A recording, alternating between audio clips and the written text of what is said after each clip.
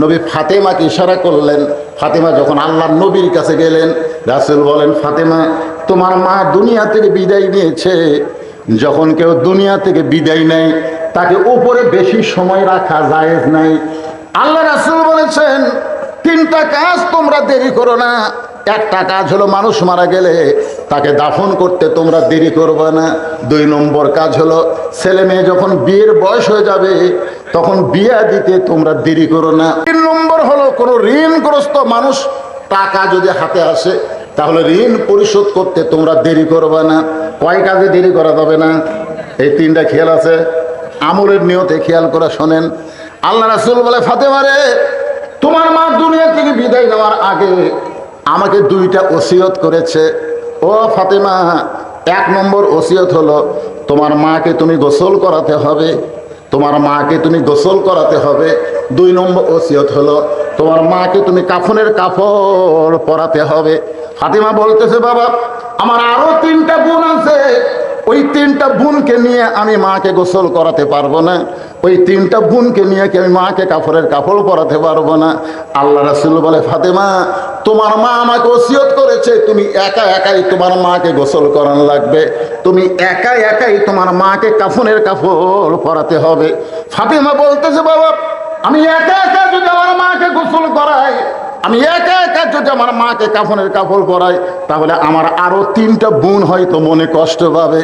আল্লাহ রাসূল বললেন, কে কষ্ট পাইলো, কে মন খারাপ কইলো, এটা দেখার উপায় নাই, ওসিয়ত পালন করা হলো ওয়াজিব। আল্লাহ রাসূল বলে, ফাতেমা, তোমার মা ওসিয়ত করেছে তোমার মাকে তুমি গোসল করায় দিতে হবে, তোমার মাকে তুমি কাফনের কাপড় পরাতে হবে। ফাতেমা বললেন, বাবা, আমার মা আমার মধ্যে এমন কি দেখলো, আমার মা আমার মধ্যে এমন কি দেখেছে যে আমার আরো 3টা বোনকে বাদ দিয়া আমার ব্যাপারে মা ওসিয়ত করলো। রাসূল বলেন, ফাতেমা, শুনবার যখন চাও তাহলে শোনো। আমার মায়েরা যারা পর্দার অন্তরে আছেন একটু মনোযোগ দিয়ে শুনবেন। খাদিজাতুল কুবরা বলতেছি, ইয়া রাসূলুল্লাহ, একদিন গভীর রাত্রে আমি ঘুম থেকে চেতন পায়া ফাতেমার ঘরের জানলার কাছে গিয়ে দাঁড়িয়ে থাকলাম। আল্লাহ রাসূল বলে, খাদিজা, ফাতেমার ঘরের জানলার কাছে দাঁড়িয়ে কেন থাকলেন? বলে, হুজুর, আপনি তো জানেন না, জয়নাব যখন আমার পেটের মধ্যে ছিল, আমার বড় মেয়ে যখন আমার পেটের মধ্যে ছিল, আমার পেট উঁচু হয়েছিল, আমার পেটে ওজন হয়েছিল। জয়নাব যখন দুনিয়াতে ভূমিষ্ঠ হইল, আমি প্রসব ব্যথা বুঝতে পারলাম। আল্লাহর নবী আমার দ্বিতীয় মেয়ে রোকেয়া যখন আমার পেটের মধ্যে ছিল, আমার পেটটা উঁচু হয়েছিল, আমার পেটের ওজন হয়েছিল। রোকেয়া যখন ভূমিষ্ঠ হইল, আমি তখন প্রসব ব্যথা বুঝতে পারলাম। আমার তৃতীয় মেয়ে কুলসুমা যখন পেটের মধ্যে ছিল, আমার পেটটা উঁচু হয়েছিল, পেটের ওজন হয়েছিল। এই রোকেয়া যখন ভূমিষ্ঠ হইল, আমি তখন প্রসব ব্যথা কুলসুমা যখন ভূমিষ্ঠ হইল, আমি তখন প্রসব ব্যথা বুঝতে পারলাম। ওই আল্লাহর শপথ করে বলতেছি, আমার ছোট মেয়ে ফাতেমা যখন আমার পেটের মধ্যে আসলো, আমার পেটটা উঁচু হয়েছিল, আমার পেটটা মধ্যে কোনো ওজন ছিল না, আমার পেটটা উঁচু হয়েছিল, কিন্তু ফাতেমা আমার পেটে কোনো ওজন হয় নাই। ফাতেমা যখন ভূমিষ্ঠ হলো, আমি কোনো প্রসব ব্যথা বুঝতে পারি নাই। ধাত্রী ছাড়া আমার মেয়ে ফাতেমা যখন দুনিয়াতে আসলো, আমি খাদিজা নজর করে দেখি ফাতেমা তার কচি 2টা হাত দিয়া তার ইজ্জত এভাবে ঢেকে দুনিয়াতে জন্ম নিয়েছে। আমি মা খাদিজাও কোনোদিন ফাতেমার ইজ্জতটাও নিজের চোখে দেখতে পারি নাই। রাসূল বলে, ফাতেমা, এই কারণেই তোমার মা তোমাকে ওসিয়ত করেছে, যাও তোমার মাকে গোসল করায় দাও। এবার ফাতেমা একা একা মা খাদিজাতুল কুবরাকে গোসল করালেন। একা একা গোসল করানোর পরে আল্লাহর নবীর কাছে এসে বললেন, বাবা, গোসলটা যখন শেষ হয়ে গেল, তাহলে এখন আমার মাকে কাফনের কাপড় পরাতে হবে। যে কাফনের কাপড়ের কথা বলেছে, এমন সময় আল্লাহর নবী ওই তাকের মধ্যে, যে তাকের মধ্যে ওই জুব্বাখানা রেখেছিলেন, ওই জুব্বাটা এনে ফাতেমার হাতে দিয়ে বললেন, মা, এই জুব্বাটা তোমার মাকে কাফনের কাপড় হিসাবে পরাইয়া দাও। ফাতেমা চোখের পানি বের করে বলে, বাবা, আমি সব সময় মায়ের কাছে থাকতাম, আর মায়ের কাছে থাকার কারণে মায়ের জীবনের অনেক অজানা গল্প আমি মায়ের মুখে শুনেছি। মায়ের জীবনে অনেক অজানা গল্প ছিল, সেই গল্প আমি মায়ের মুখে শুনেছি। আমার মা আমাকে একদিন হাসতে হাসতে বলেছে, ফাতেমা তুমি কি বলতে পারো তোমার বাবার সঙ্গে যখন আমার বিয়ে হয়েছিল বিয়ের ঘটনা কি? আমি ফাতেমা চমকে গিয়ে বললাম, মা যখন বাবার সঙ্গে আপনার বিয়ে হয়েছিল আমি তখন কত বড় ছিলাম? খাদিজা বলে, ফাতেমা তোমার তো তখন জন্মই হয় নাই। এখন ফাতেমার আগ্রহ বেড়ে গেল, কেন মা বলতেছে তোমার বাবার সঙ্গে আমার বিয়ের ঘটনা জানো? অবশ্যই এর মধ্যে একটা ঘটনা আছে না নাই?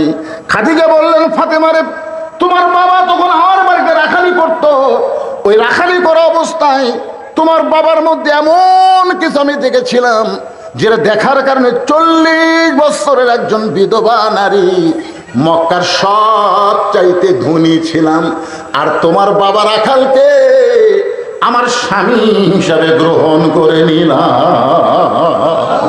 ও বাবা, আমি মায়ের মুখে গল্প শুনেছি, আপনি যখন মায়ের বাড়িতে রাখালি করতেন তখন আমার মা মক্কার সবচাইতে ধনবতী রমণী ছিল, আর সবচাইতে ধনবতী রমণী হইয়া আপনার মতন গরিব একজনকে স্বামী হিসেবে গ্রহণ করলো।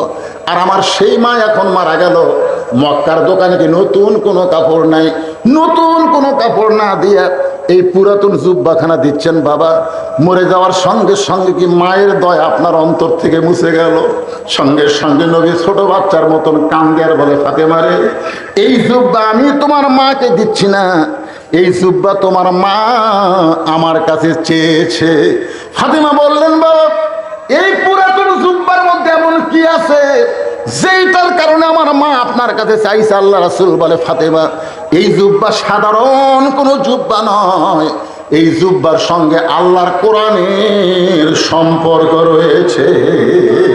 রাসূল বলে, ফাতেমা কাঁদতে কাঁদতে ঢুকেছ এটা আমি জানি, কিন্তু হাসতে হাসতে দরজা খুললা এটা আমি নবী জানি না। ফাতেমা বলতেছে, বাবা আমি আগে মনে করেছিলাম আপনি ভিতরেও জানেন বাইরেও জানেন, কিন্তু আজকে বুঝতে পারলাম আপনি জানেন না, কি জন্য হাসতে হাসতে দরজা খুললাম। ওগো বাবা আপনি কি শুনতে চান? রাসূল বলে, শুনবো মানে 100 বার শুনতে চাই। ফাতেমা বললেন, বাবা তাহলে শোনেন, আপনার ওই জুব্বা নিয়ে আমি যখন আমার মাকে কাফনের কাপড় পরাবার গেছি, ইয়ানজুরু বিনুরিল্লাহ, আমি নূরের নজর করে দেখি আমার মায়ের শরীরে আল্লাহ তাআলা জান্নাতের পোশাক পরায়া দিছে।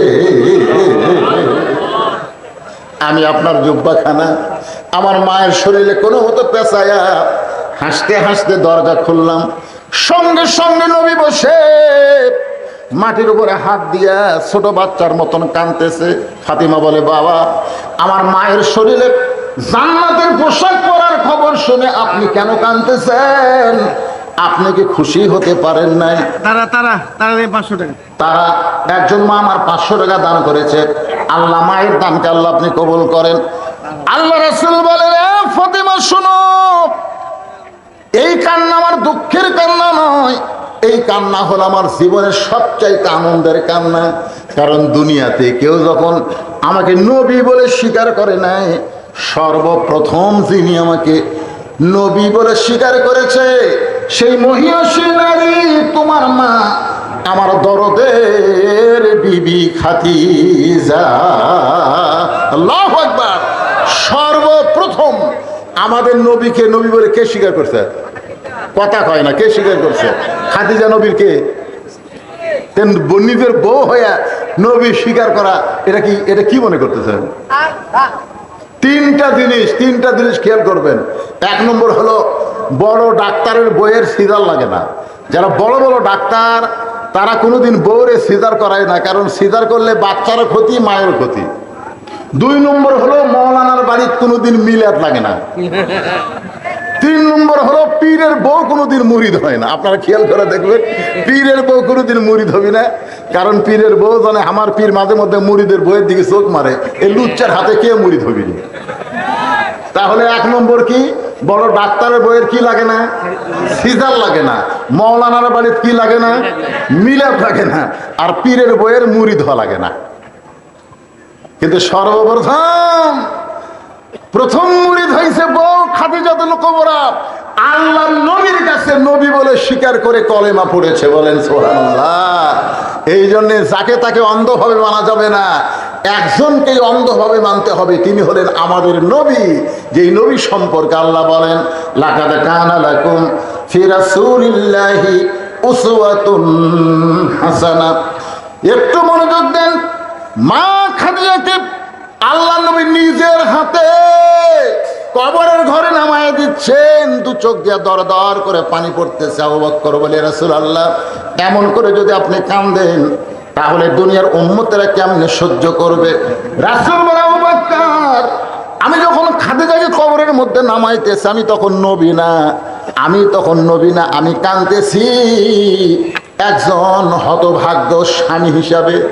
আবু বকর, তোমরা কেউ জানো না যে খাদিজাকে আমি কবরের ঘরে নামাই, এই খাদিজা কোনোদিন আমি নবী ছাড়া ঘুমাই নাই। আমি যতই দাওয়াত দিয়ে চলে আইছি রাত্রেবেলায় ঘড়ি ধরে আসি নাই, 1টাও বাজে, 2টাও বাজে, 3টাও বাজে রাত, কোনোদিন আমাকে খাদিজা বলে খা, এই খাদিজা তো দূরের কথা, খা শব্দটা উচ্চারণ করা লাগে নাই। আমি যেই মাত্র দরজায় সঙ্গে সঙ্গে খাদিজা দরজা খুলে দেয়, আমি নবী চমকে গিয়ে বলি, খাদিজা এই গভীর রাত্রে আমি যখন আসি আপনাকে ডাক দেওয়া লাগে না, দরজা কেমনে খোলেন জানতে চাই। খাদিজা বলে, হুজুর আপনি যখন কলেমার দাওয়াত দেওয়ার জন্য রাত্রেবেলা বের হয়ে যান, আমি তখন নাকটা লাগায় দরজার কাছে দাঁড়িয়ে থাকি। আপনি হলেন মেশকাম্বর, আপনি যখন দরজার কাছে আসেন আপনার দেহের সুগন্ধে আমি দরজা খুলে দেই। রাসূল বলে, খাদিজা তাহলে কি আপনি কোনোদিন ঘুমাবেন না? খাদিজা বলে, হুজুর ওই দিন একলা ঘুমাবো, ওই দিন আমি খাদিজা একলা ঘুমাবো যেদিন আমার মৃত্যু হবে। আজকে খাদিজা একলা ঘুমায় গেছে, আমি নবীর মন চাইলেও আমি খাদিজার সঙ্গে ঘুমাতে পারতেছি না। কবরে মাটি দেওয়ার পরে সবাই যখন কবর ছেড়ে চলে গেছে, নবী আমার খাদিজার কবর ছাড়েন না। ঘন্টার পর ঘন্টা চলে যায়, খাদিজার কবর নবী ছাড়েন না। আল্লাহ মুনকির নাকিরও কবর পাঠায় না। এক সময় নবী ডাকতে বলে, আল্লাহ আমার খাদিজার কবরে কি মুনকির নাকির পাঠাবেন না? আল্লাহ বলে, হাবিব আপনি যেমন খাদিজাকে ভালোবাসেন আমি আল্লাহ তেমন ভালোবাসি। নবী চমকে গিয়ে বলে, আল্লাহ আপনি খাদিজার কি জন্য ভালোবাসেন? আল্লাহ বলতেছেন, আল্লাযী খালাকাল মাউতা ওয়াল হায়াতা লিয়াবলুয়াকুম আইয়ুকুম আহসানু আমালা ওয়া হুয়াল আজিজুল গাফুর। সবচাইতে সুন্দর আমল হলো মৃত্যুকে সামনে বিশ্বাস করে। আমাদের সকলের সামনে মৃত্যু আছে না নাই? কথা কোন আছে না নাই? এখান থেকে বাড়ি যাওয়ার গ্যারান্টি নাই রে পাগলারা। এখন ধান্দা করতেছেন, পোলার ধান্দা করতেছেন, পোলা দিবি, ম্যাক ট্যাক্স যতই করুক কোনো টেনশন নাই, কোনো টেনশন করবেন না। বলে ম্যাক ট্যাক্সের দিকে আপনার তাকান না, আল্লাহর দিকে তাকান। ওয়াজ শেষ হয়ে গেছে। যে কথাটা আমি বলতেছি, আল্লাহ বলতেছে, হাবিব দুনিয়াতে যে কবরের কথা স্মরণ করে চোখের পানি দিয়ে বালিশ ভিজে দেয় তার জন্য কবরে মুনকির নাকির লাগে না, আমি আল্লাহ তার পক্ষে উত্তর দিয়ে দিই। ধরে কান সুবহানাল্লাহ। তাই দুনিয়া থেকে আমরা সবাই চলে যাবো ভাইজান, যাওয়ার আগে আমরা সাইড হয়ে যেন যাওয়ার পারি। আল্লাহ যেন সে তৌফিক দান করে সকল ইনশাআল্লাহ। ধরে কান সুবহানাল্লাহ। আপনারা বলেন তো এই জায়গায় আল্লাহ নবী কত বড় গুরুত্বপূর্ণ কথা বলেছে। কথাটা হলো, আমার আগে যদি আপনার মৃত্যু হয়, এই কথার দ্বারা নবী বুঝাইলেন কে কখন মরবে এটা আল্লাহর নবীও জানে না। কথা কন না কেন? আমাকে কতগুলো লোক ক্ষমতার সিয়ের ফেলে আর নামার কথা খেয়াল থাকে না। এত সালের আগে আমাকে নামাইকে এরকম কথা আমরা শুনেছি। জোরে কথা কন না কেন ভাইজান? হ্যাঁ, তুইজ্জু মান তাশা ওয়া তুযিল্লু মান তাশা বিয়াদিকাল খায়র ইন্নাকা আলা কুল্লি শাইইন কাদির। এখন 5 তলা বিল্ডিং এর উপরে 1.5 লাখ টাকার খাট, 12,000 টাকার কম্বল পড়ে তেমনি চাদর দিয়ে রাত 9টার সময় বলতেছে, আমার বাড়ি আমার ঘর আমাক নামাইকে, আমার বাড়ি আমার ঘর আমাক নামাইকে। রাত 9টার সময় কান্দের ফেরেশতা বলতেছে, আল্লাহ ঘুমের আগে যে দোয়া পড়া লাগে সে দোয়া না পড়ে যে কথা কয়ে ঘুমাইছে এক নামানোর কেউ নাই। আল্লাহ বলতেছে, দেখা যাক। ফেরেশতার সাথে আল্লাহর কথা হয়েছে। আল্লাহ বলে, দেখা যাক। রাত 3টার সময় একটা ভূমিকম্প আছে। জোরে কোন কি কম্প? খালি বিল্ডিং একটু একটু লড়ে উঠছে। যে লোক কইছে আমাকে নামাই খেয়ে ওই এত ফোর্সে নামছে, কম্বলের মধ্যে লঙ্গি খুলে আছে, ওটাও পরার টাইম পাইনি। ফেরেশতারা বলতেছে আল্লাহ নামাইলা নামাইলা, তাই বলে ন্যাংটা করে নামালা। আমাদের বাংলাদেশে 41 সালের আগে নামাইকে 24 সালে আল্লাহ তারে ন্যাংটা করে নামাই দিছে। জোরে কথা কর না কেন ভাইজান, অহংকার করেন না। এখান থেকে বাড়ি যাওয়ার কোনো গ্যারান্টি নেই। সে বুকত হাত দেখে আমাকে চিনিস কি? আল্লাহ রাসূল বলতেছেন খাদিজা আমার আগে যদি আপনার মৃত্যু হয়, এই কথার দ্বারা নবী বুঝাইলেন কে কখন মরবে এটা আল্লাহর নবীও জানে না। মা খাদিজা দুনিয়া থেকে বিদায় নিলেন। দুনিয়া থেকে বিদায় নেওয়ার পরে আল্লাহ নবী তাকায় দেখে খাদিজার পেট থেকে নবীর মাধ্যমে আল্লাহ 4টা মেয়ে দান করেছেন। খাদিজার পেট থেকে নবীর মাধ্যমে আল্লাহ কয়টা মেয়ে দিছে? এই নবীর উম্মতের 4টা মেয়ের নাম জানেন? বড় মেয়ের নাম হলো জয়নাব। নবীর উম্মত হিসাবে নবীর মেয়ের নাম জানা আমাদের দরকার আছে না নাই? দরকার আছে না নাই? আপনি ভারতের কোনটা মুখ্যমন্ত্রী তালাপতি না কি পতি একটা হচ্ছে? আমি তালাপতি মানুষের নাম, আপনি চিনবেন না? আমরা চিনি। আগে বলে সিনেমার নায়ক ছিল, এখন মুখ্যমন্ত্রী হচ্ছে। ওনার নাম ঠিকই জানেন। দেখে কই অর্থ সহায় হয়। খাদিজা বলতেছে ইয়া রাসূলুল্লাহ আল্লাহুম্মা বিইসমিকা আমুতু। এই আমুতু শব্দ যখন উচ্চারণ করেছি সঙ্গে সঙ্গে আমার 2টা চক্ষু বন্ধ হয়ে যায়।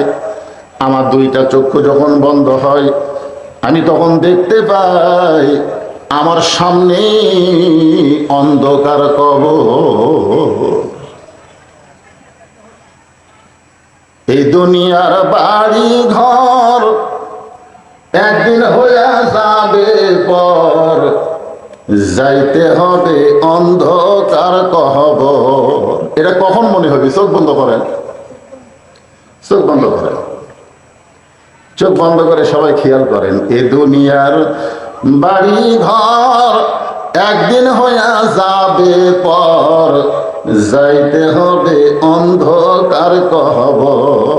খালি যদি মনে করে এই দুনিয়ার বাড়ি ঘর ছাড়া ছুড়া যাইতে হবে অন্ধকার কবর, ওই ব্যক্তি দুর্নীতি করবি?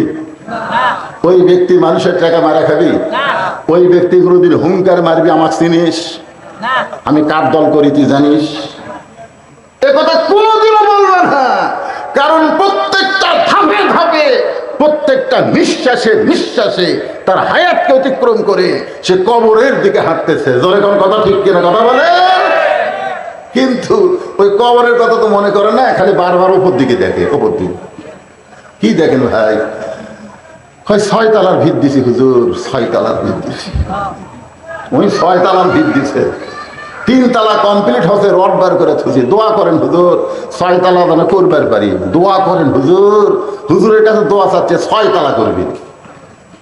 2 কান্দে 2 ফেরেশতাকে আল্লাহ এই 6 তলার কান্দ তুমি থাকবো না। এর কান্দ থেকে লেখবো কি?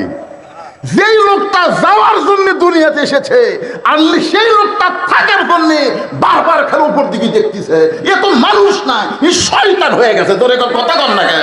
এই মানুষ আছে, এই পুরা শয়তান হয়ে গেছে। তার কান্দ থেকে লেখবো কি?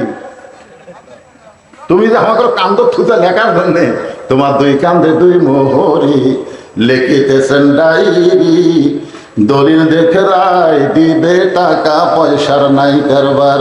কিরামান কাতিবিনা ইয়ালামুনা মা তাফআলুন।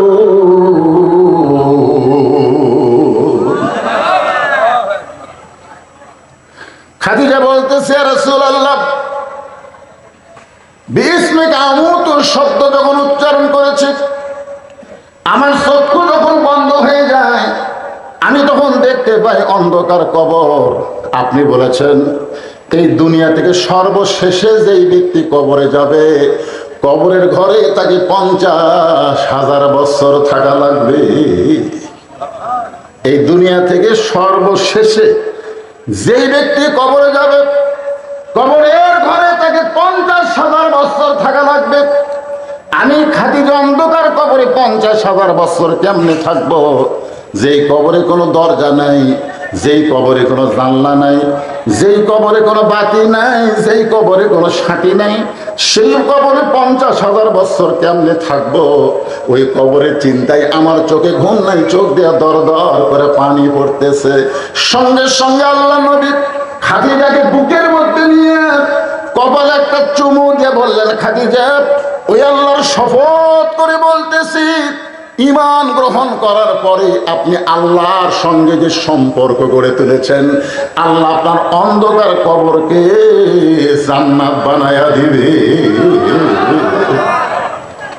সুবহানাল্লাহ, জোরে খান। আর কোনো টেনশন আছে? আচ্ছা, কবর যদি জান্নাত আল্লাহ বানায় দেয়, তাহলে 50,000 বছর কি আর 1 কোটি বছর কি? কবর যদি অন্ধকার হয় তো একদিনই তো থাকা যাবে না, একদিনই থাকা যাবে না। আর যদি জান্নাত হয়ে যায় তাহলে 50,000 না 50 কোটি বছর হলেও কোনো টেনশন। আল্লাহ রাসূল বলে, খাদিজা, ঈমান গ্রহণ করার পরে আপনি আল্লাহর সাথে এমন একটা সম্পর্ক গড়ে তুলেছেন, আল্লাহ আপনার কবর জান্নাত বানিয়ে দিবে। এখান থেকে বোঝা গেল ঈমান গ্রহণ করার পরে আল্লাহর সঙ্গে সম্পর্ক করা লাগবে। খালি ইল্লাল্লাহর জিকির মারলে হবে না। গতকাল যে জিকির করছিল এখানে, বুঝলেন, সেই জিকির ভাইরাল হয়ে গেছে। ও বাবা, মনে হয় টিউবওয়েল বসাচ্ছে, টিউবওয়েল।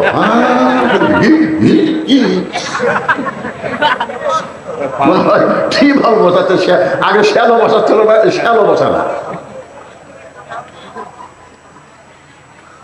কি মনে কষ্ট হচ্ছে? ঈমান গ্রহণ করার পরে আল্লাহর সঙ্গে সম্পর্ক করতে গেলে আল্লাহর ইবাদত করতে হবে। ঈমানকে রক্ষা করতে গেলে 1 নম্বর যে ইবাদত করা লাগবে, যে ইবাদত না করলে ঈমানই থাকবে না, সেই ইবাদতের নাম হলো নামাজ। আপনারা বলেন তো, যার নামাজ নাই তার ঈমান আছে? 4টা হাদিস বলি। 1 নম্বর হাদিস হলো লা সালাতা লা ঈমানা, যার নামাজ নাই তার ঈমান নাই। 2 নম্বর হাদিস হলো লা সালাতা লা দীনা, যার নামাজ নাই তার ধর্মই নেই। 3 নম্বর হাদিস হলো বাইনাল আবদি ওয়াল কুফরি তরকুস সালাত, বান্দার কাফেরের মধ্যে পৃথক করার জিনিসটার নামই হলো নামাজ। যারা নামাজ পড়বে তারা হবে আল্লাহর বান্দা, আর যারা নামাজ পড়বে না এরা হলো কাফের। মান তারাকা সালাতু মুতাম্মিদান ফাকাত কাফারা, ইচ্ছা করে একটা ওয়াক্ত নামাজ বাদ দেয়, তবারক পাক করতে চান করেন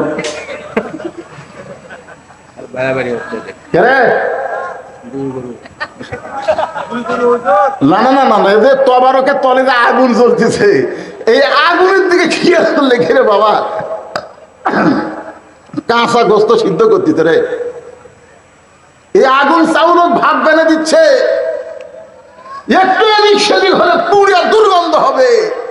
আপনারা জানেন জাহান্নামের আগুনকে 70 বার থুতো করে তারপরে দুনিয়ার এই আগুন দিছে। জোরে কোন কথা কন না কেন, কথা কন না। ডাকি লাগছে সব। মনে কষ্ট নিলে হবে না, কারণ আল্লাহর ওলির মাদারে ওলি এমনি হমনি হয় নাই, আল্লাহর সঙ্গে সম্পর্ক করার কারণেই তো আল্লাহর ওলি হচ্ছে। জোরে কোন কথা ঠিক কিনা? আল্লাহ রাসূল বলে, খাদিজা, ঈমান গ্রহণ করার পরে আপনি আল্লাহর সঙ্গে এমন একটা সম্পর্ক গড়ে তুলেছেন, আমি রাসূল বলতেছি আপনার কবর থাকবে না, আপনার কবরকে আল্লাহ জান্নাত বানাইয়া দিবে। এ কথা শোনার পরে খাদিজা আরো জোরে জোরে কান্দে। এইটা শোনার পরে খাদিজা যখন কাঁদতেছে, রাসূল বলে, খাদিজা, আমার কথা কি আপনার বিশ্বাস হয় নাই? আল্লাহ আপনার কবরকে জান্নাত বানায় দিবে, এইটা শোনার পরেও আপনি কাঁদতেছেন, আমার কথা কি আপনার বিশ্বাস হয় নাই? খাদিজা বলে, হুজুর, আপনার কথা আমার বিশ্বাস হয়। রাসূল বলে, তাহলে কান্দার কারণ কি? খাদিজা বলে, হুজুর, আপনার কাছে যদি আমি কিছু চাই আপনি কি আমার দিবেন না? আল্লাহ নবী বললেন, নাউজুবিল্লাহ, নাউজুবিল্লাহ, নাউজুবিল্লাহ। নবী 3 বার বললেন, নাউজুবিল্লাহ, নাউজুবিল্লাহ, নাউজুবিল্লাহ। খাদিজা বলে, ইয়া রাসূলুল্লাহ, আপনার কাছে কিছু চাইলাম আর আপনি নাউজুবিল্লাহ বলার কারণ নবী বলতেছেন খাদিজা ঈমান গ্রহণ করার পরে আল্লাহ ছাড়া নবীর কাছেও চাওয়া যাবে না। ঈমান গ্রহণ করার পরে আল্লাহ ছাড়া নবীর কাছেও চাওয়া কথা কয় না। মহাস্থানে আগামী বৃহস্পতিবার হবিতে হত্যা, বৈশাখের শেষ বৃহস্পতিবার হবি না, তাহলে একদম খেলে আর মাছ খেলতে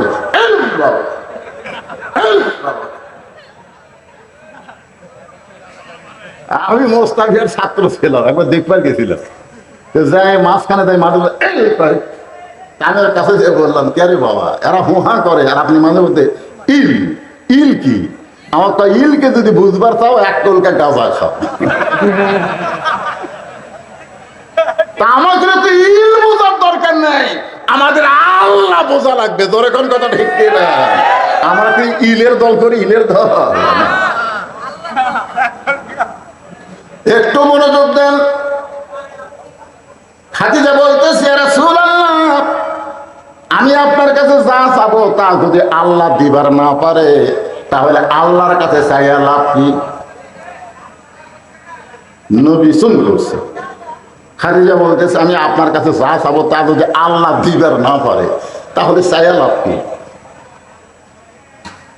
বর্তমানে আমরা চাচ্ছি আল্লাহ গাজার মুসলমানকে হেফাজত করো, আমরা বলতেছি আল্লাহ ফিলিস্তিনের মুসলমানকে হেফাজত করো, আমরা এখন বলতেছি আল্লাহ ভারতের মুসলমানকে হেফাজত করো। ধরে কোন কথা ঠিক কি না? কিন্তু আমরা চাওয়ার পর আল্লাহ যদি হেফাজত না করে তাহলে চাইয়া লাভ কি? কি মনে করতেছেন? যেই বাইতুল মুকাদ্দাসের ভিতরে আমাদের নবী ইমামতি করার পরে আল্লাহ তাকে ইমামুল আম্বিয়া ইমামুল মুরসালিন ডিগ্রি দিল, আর সেই বাইতুল মুকাদ্দাসে ঈদুল ফিতরের নামাজ ফিলিস্তিন মুসলমান পড়বার গেল, ইসরায়েলের ইহুদিরা পড়বার দিল না, গুলি করে নামাজ ভঙ্গ করে দিল। কি ভাবতেছেন? আমরা কি বলতেছেন আল্লাহ আল্লাহ আল্লাহকে কাম হবে না? কত চাইছি আল্লাহ সাইদি হুজুরকে হেফাজত করো, এত দোয়া করছি বাংলাদেশের সব বক্তা, কিন্তু কাম হলো না। লাভ কি? আজকে ভারতের মসজিদ পুড়ে দিচ্ছে, মসজিদে আগুন লাগা দিচ্ছে, মুসলমানের ঘর বাড়িতে দোকানদারি সব জায়গাতে অত্যাচার করতেছে। আপনার কি মতে মুসলমান কি ভগবান ভগবান করতেছে? এ কথা কর না কেন? কি তার আল্লাহর প্রতি ওটি মারতেছে।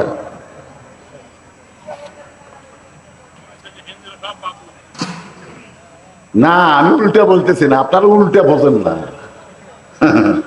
খাদিজা বলতেছি ইয়া রাসূলুল্লাহ, আমি আপনার কাছে যা চাবো তা যদি আল্লাহর না থাকে তাহলে আল্লাহ কেমনে দিবে?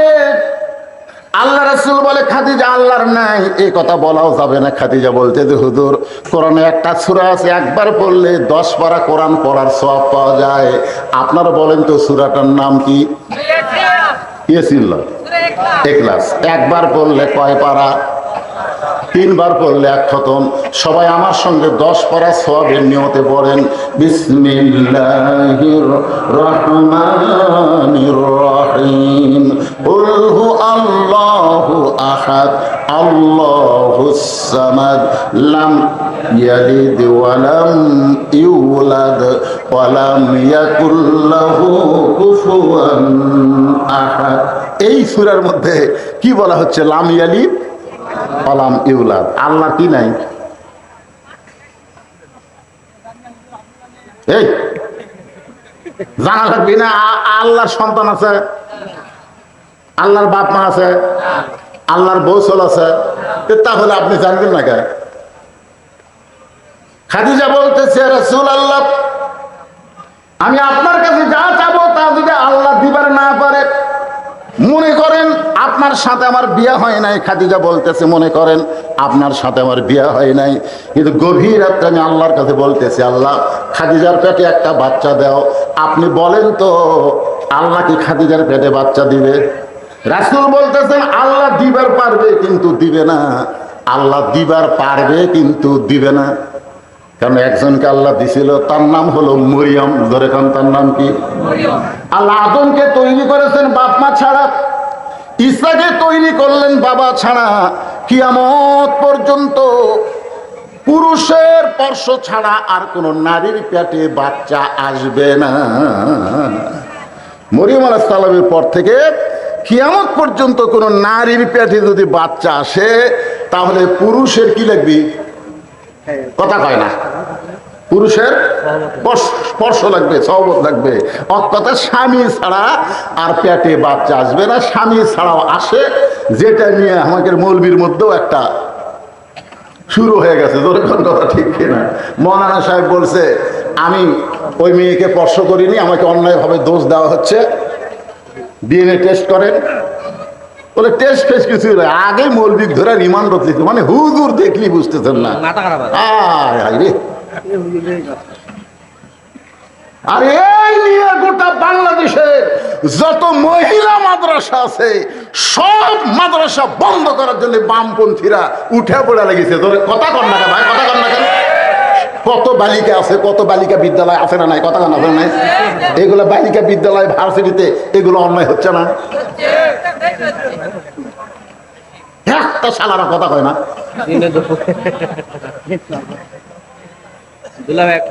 জামালপুরের এক ইমাম সাহেবকে এক মেয়ে মানুষ মাওজা কৈফিয়ত দিছে যে এই হুজুর আমার মেয়ের পেটে বাচ্চা দিছে।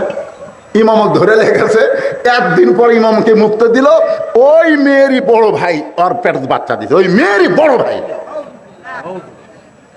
একদিন হুজুরের ইমামতি গেল, হুজুরের জেলত ছিল, এখন এসে ধরা খেলো। ভাই হুজুর দেখলে তোর লাকত লাগে, তার মানে কি মনে করছেন? হুজুর ছাড়া অন্যায় করার লোক নেই। কতক্ষণ আছে না নাই? হুজুর যদি দোষী হয়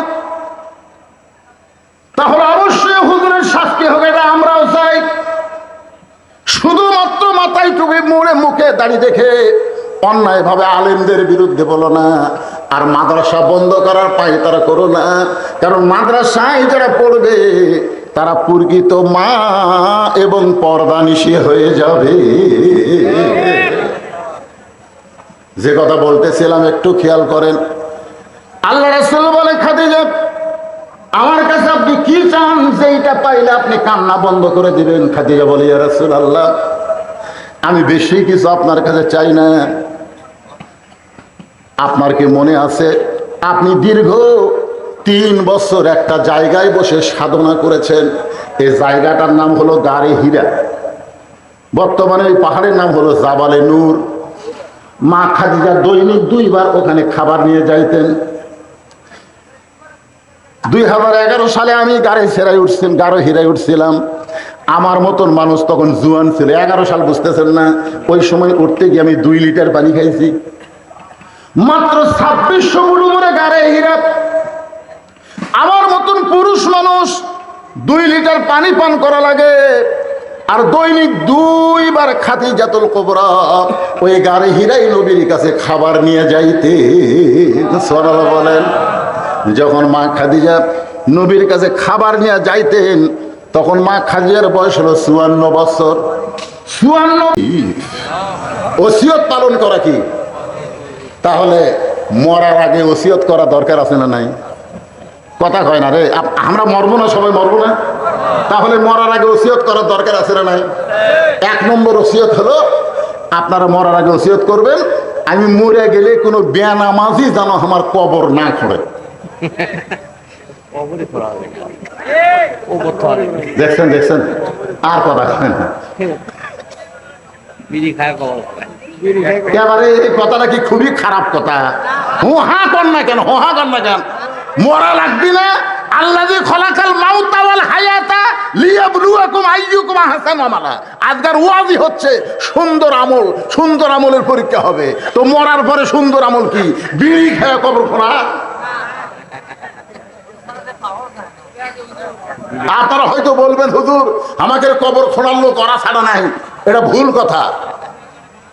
দুনিয়ার বাড়ি করতে গিয়ে দুনিয়ার একটা বাড়ি থাকা যাবে না, সেই 3 তলা বাড়ি করতে গিয়ে যদি আপনি ভালো মিস্ত্রি খোঁজেন, কেরে বাড়ি ঘর করতে ভালো বাড়ি করতে গিয়ে 3 তলা 4 তলার ভিত দিয়ে বিল্ডিং বানাবো, ভালো মিস্ত্রি কুটি আছে রে? তখন কয় ভালো মিস্ত্রি তো একজন কাছে মুসলিম আছে রে, মুসলিম রে, ধাওয়াপাড়ার মুসলিম রে। কে তোমার উলটের লোক ধাওয়াপাড়া চালিয়ে গিয়ে উলট নেই? দুনিয়ার বাড়ি বানাতে ধাওয়াপাড়ার মুসলিম লাগে, আর যেই কবরে 50,000 বছর থাকবেন সেই কবরের ঘর বানাতে কি ভালো ভালো মিস্ত্রির দরকার নাই? কথা কোন দরকার আছে না নাই? মানেন বা না মানেন, শোনেন, তারপরে যাই খুঁড়ি খুঁড়ুক, পুকুর খুঁড়ুক না কবর খুঁড়ুক, যা করে খুঁড়ুক, এরা তার কবর খুঁড়তেছে না। ইমাম গাজ্জালি বলেছেন কোন ব্যক্তি 40টা কবর খুঁড়লে সে আল্লাহর ওলি হয়ে যাবে। 40 কবর খুঁড়তে খুঁড়তেই ওর মৃত্যুর কথা এত বেশি মনে হবে, ওই লোক দ্বারা আর কোনো খারাপ কাজ হবে না, আল্লাহর ওলি হবে। এখন 40 কে ওরা 4000 কবর খুঁড়ে সীমার হচ্ছে, সীমা। কবর দেখলে আমার কিছুই মনে হয় না হুজুর, ওর কবর দেখলে কিছুই মনে হয় না, সীমার হয়ে গেছে। ওসিয়ত করবেন, আপনি মসজিদের মুয়াজ্জিনকে বলবেন, মুয়াজ্জিন সাহেব আমি মারা গেলে আপনি আমাকে গোসল করায় দিবেন, বিনিময়ে আপনি 10,000 টাকা হাদিয়া নেন। মুয়াজ্জিন বলতেছে বাবা কে কখন মরবে আমি তো জানি না, তোমার আগে যদি আমি মরে যাই, বলে আপনি যদি মরে যান আমি মাফ করে দিলাম, কিন্তু আপনাকে 10,000 টাকা হাদিয়া দিলাম, আপনি আমাকে গোসল করাবেন। আল্লাহ রাসূল বলেছেন আসমানের নিচে জমিনের উপরে মুয়াজ্জিনের চাইতে ভালো মানুষ আর কেউ নাই। সুবহানাল্লাহ জোরে গান।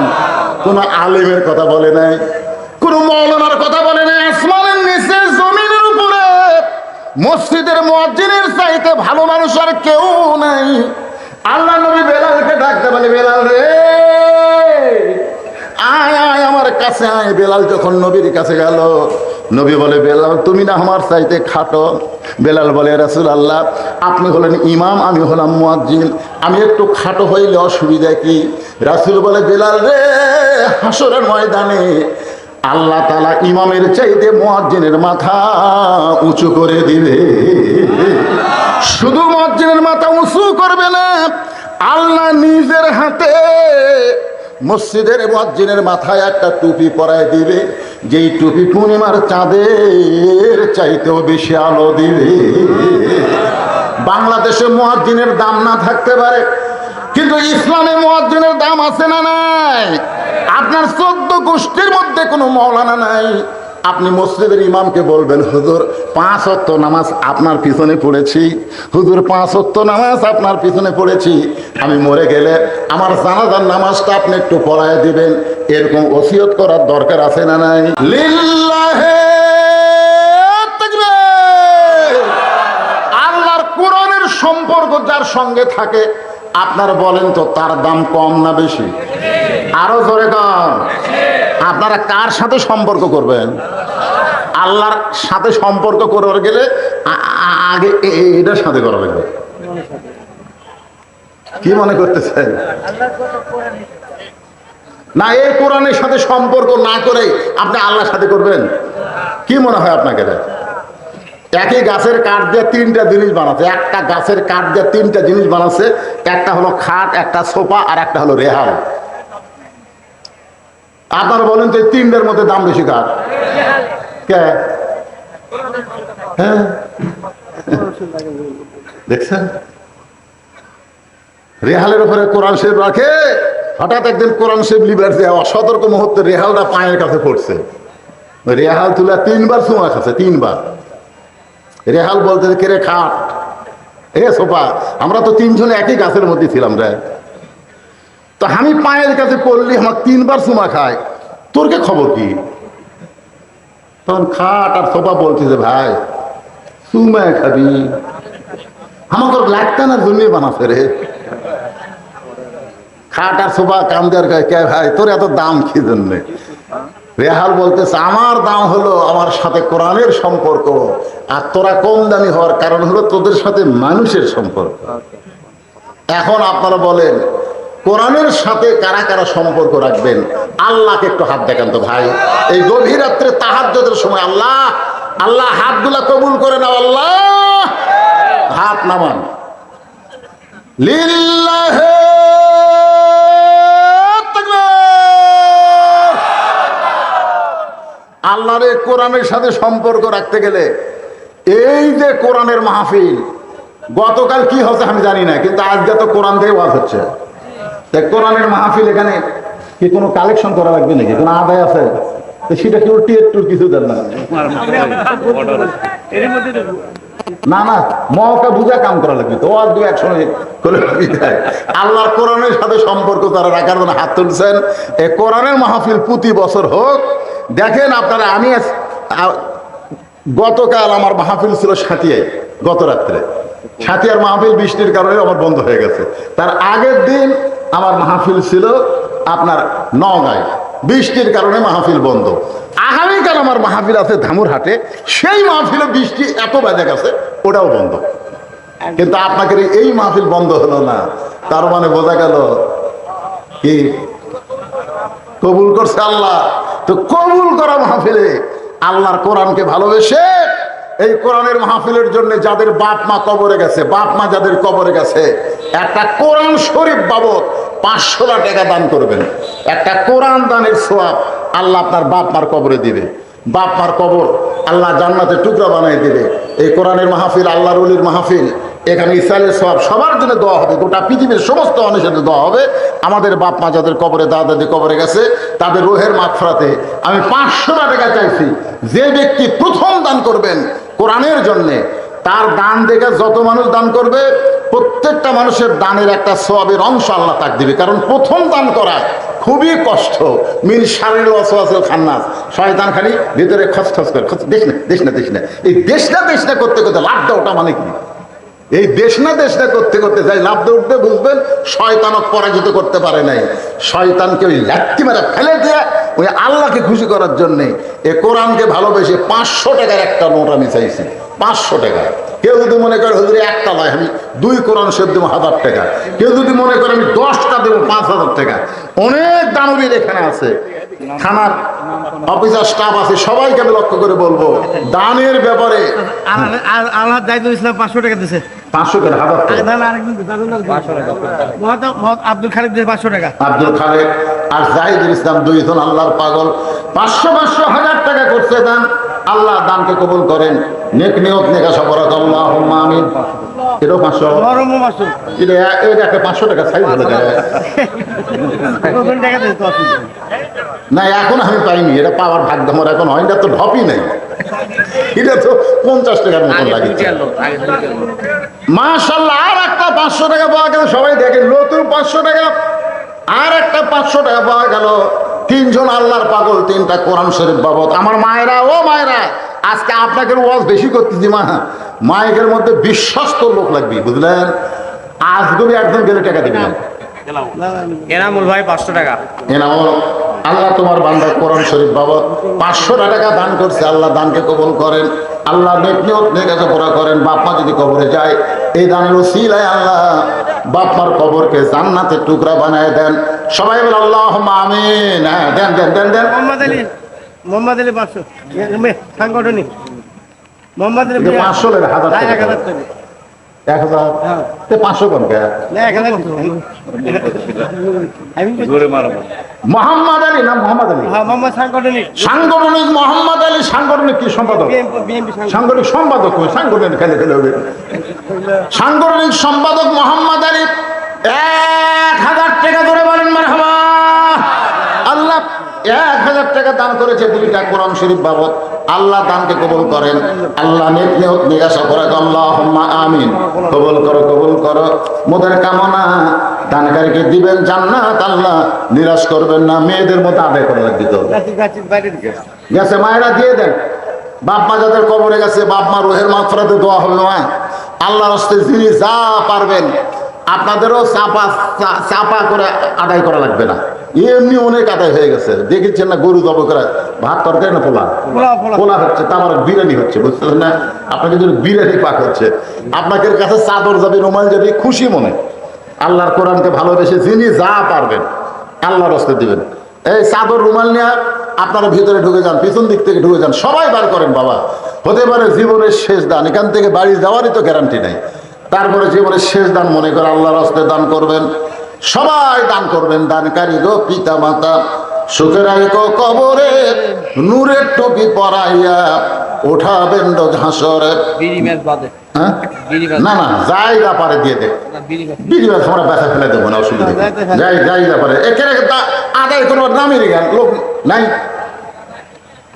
ভিতরে নামেন, ভিতরে নামেন। এই যারা বসে আছেন কমিটির লোকজন ভিতরে নামেন। এখন রাত বাড়ছে কটা দেখা লাগবে না? একটা বার হয়ে গেছে, অনেক রাত হয়ে গেছে। মানুষগুলো ওয়াজ শুনবে, তবারক নিবে, বাড়ির যা ঘুমাবে, তারপর ফজরের নামাজ আবার জামাতের সঙ্গে আদায় করা লাগবে, বুঝতেছেন না? বাবা ভিতরে নামো, চাদর গামছা নামো, নামো। এই মাহফিল কমিটির লোকজন নাই, এখন তো সরে থাকা চলবে না। আদায়ের সময় ভিতরে আসা লাগবে, আসা লাগবে। এখন সবাই জিকির করেন লা ইলাহা ইল্লাল্লাহ, লা ইলাহা ইল্লাল্লাহ, লা ইলাহা ইল্লাল্লাহ, লা ইলাহা ইল্লাল্লাহ, লা ইলাহা ইল্লাল্লাহ, লা ইলাহা ইল্লাল্লাহ, লা ইলাহা। আল্লাহ রাসূল বলেন, ফাতেমা এই জুব্বা আমি দেইনি মা, এই জুব্বা তোমার মা আমার কাছে চেয়েছে। এই জুব্বা দুনিয়ার সাধারণ কোনো জুব্বা নয়, এই জুব্বার সঙ্গে আল্লাহর কোরআনের সম্পর্ক রয়েছে। জোরে কান সুবহানাল্লাহ। কারণ এই জুব্বা পরা অবস্থায় ফেরেশতা জিবরাইল আমার সঙ্গে কোলাকুলি করেছে। এই জুব্বাকারে হীরার মধ্যে পরা অবস্থায় কোরআনের প্রথম 5টা আয়াত আল্লাহ আমার প্রতি নাজিল করেছে। পৌরসভার বেদনা, পৌরসভার বেদানা, 500 টাকা। মা আমার বেদানা কোরআন শরীফ বাবদ 500 টাকা দান করেছে। আমার মা বেদানার দানকে আল্লাহ আপনি কবুল করেন। জোরে বলে আল্লাহুম্মা আমিন। কারণ মেয়েরা দান করলে নাম বলা লাগবে, তাছাড়া সন্দেহ বেশি, বোঝেন না যে টাকা পকেটত গেল না টেজত গেল। এই জন্য মায়েরা আপনার টাকা দিবেন, নাম শুনবেন। নাম যদি শুনবার না পান তাহলে বুঝবেন টাকা টেজত আসেনি। এই লোক নামে তো ভিতরে এখানকার কথা বলতেছি, মহিলার তাদের হচ্ছে এটা নামেন। আর এমদাদুল হক খোকন 500 টাকা। এমদাদুল হক খোকন 500 টাকা কোরআন শরীফ বাবদ দান করছে। আল্লাহ দানকে ও যে ব্যাগলা ঘুরতেছে ওটাকে আপনাকে লোক আমাকে লোক দিচ্ছে। ব্যাগ ব্যাগকে আর ব্যাগ নাই, ব্যাগের অফ করছে। এই লোক নামে ভাই সবিলা সবিলা মা আমার কোরআন শরীফ বাবদ 500 টাকা দান করেছে। মা সবিলার দানকে আল্লাহ আপনি কবুল করেন। মাশাআল্লাহ। কি নাম? হ্যাঁ, পরিবানু মাহমাদ কোরআন শরীফ বাবদ 500 টাকা দান করেছে। আল্লাহ পরিবানুর দানকে আল্লাহ আপনি কবুল করেন। আল্লাহুম্মা আমিন। মা ফাতেমা জুব্বাখানা নিয়ে মা খাদিজাকে পরানোর জন্য রওনা দিচ্ছেন। কিছুক্ষণ আগে একা একাই মাকে গোসল করাইছেন, এবার একা একা মাকে কাফনের কাপড় পরাবেন। ফাতেমার সামনে সামনে, আল্লাহ নবী পিছনে পিছনে হাঁটতেছে। কিন্তু আল্লাহ কোরআন শরীফের মধ্যে বলেছেন নবী যখন হাঁটবেন নবীর সামনে কেউ চলতে পারবেন না। আল্লাহ নবী যখন কথা বলবেন নবীর কথা বন্ধ করে কেউ কথা বলতে পারবে? এখন পারবে? নবীর কথা বন্ধ করে কথা বলা যেমন নাজায়েজ, বক্তারা যখন ওয়াজ করে বক্তাদের ওয়াজ বন্ধ করেও কথা বলা যাবে না। কারণ বক্তা তো বক্তা না, আল উলামা ওয়ারাসাতুল আম্বিয়া, আলেমরা হলো নবীর ওয়ারিস। এটা সহি হাদিস। জোরে কোন কি হাদিস? আর আল্লাহ কোরআনে বলেন ইন্নামা ইয়াখশাল্লাহ মিন ইবাদিহিল উলামা। আর সে আলেম ওয়াজ করতে করতে যে অতিথি আসে মাইক কাড়লে দিয়ে দে না, আজকের কথা বলতেছি না, অনেক জায়গা বস তুই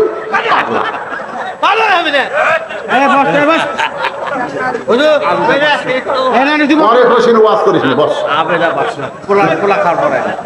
আবেদা একজন মা আমার কোরআন শরীফ বাবদ 500 টাকা দান করেছে মা বেদা দেখ মায়েরাই বেশি দান করতেছে রে, হায় হায় রে, মরদ গুলোর টাকা নাই, সব টাকা মায়ের হাতে চলে গেছে। আমার মা বেদা কোরআন শরীফ বাবদ 500 টাকা দান করেছে। আল্লাহ মা আবেদার দানকে কবুল করেন, আল্লাহুম্মা আমিন। ফাতেমা সামনে সামনে জুব্বা নিয়ে হাঁটতেছে আর আল্লাহ নবী পিছনে পিছনে। এখন আপনারা বলতে পারেন নবীর সামনে কেউ হাঁটতে পারবে না, কিন্তু ফাতেমা কেন সামনে হাঁটে? কারণ ফাতেমা শুধু নবীর মেয়ে না, ফাতেমাকে আল্লাহ নবী মায়ের মতো সম্মান করেছে। সুবহানাল্লাহ বান্নাগা ভাইজান, আজকে সেই ঘটনা আমি বলবো না।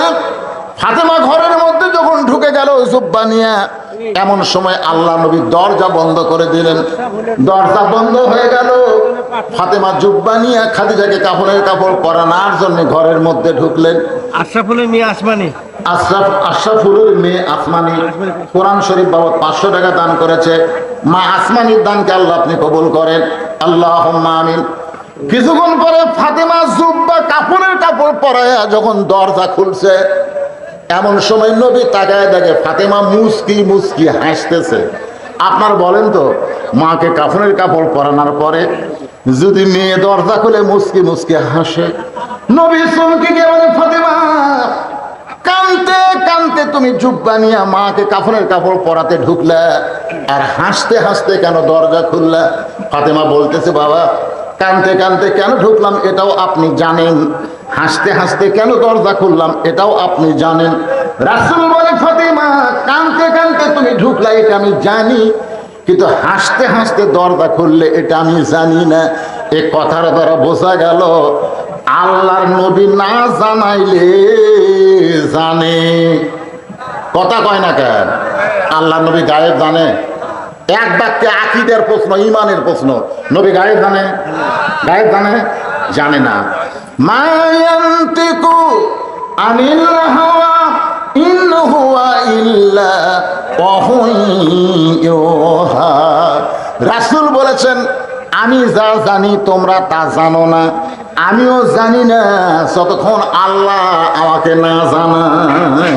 তাহলে সব কিছু জানে কে?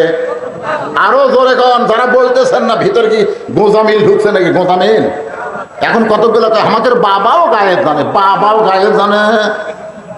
ঠাস করে বাবার কাছে ছল মারছে মুড়ি, তে বাবা কয় কে রে মাল্লিকা, তুই বলে গায়েব জানিস, তা ছল মামো জানিস না? এরকম কিছু ভণ্ড আছে। দয়া বাবার দরবারেতে কেউ ফিরে না খালি হাতে। ও আ ও আ। একটু মনোযোগ দিয়ে শোনেন।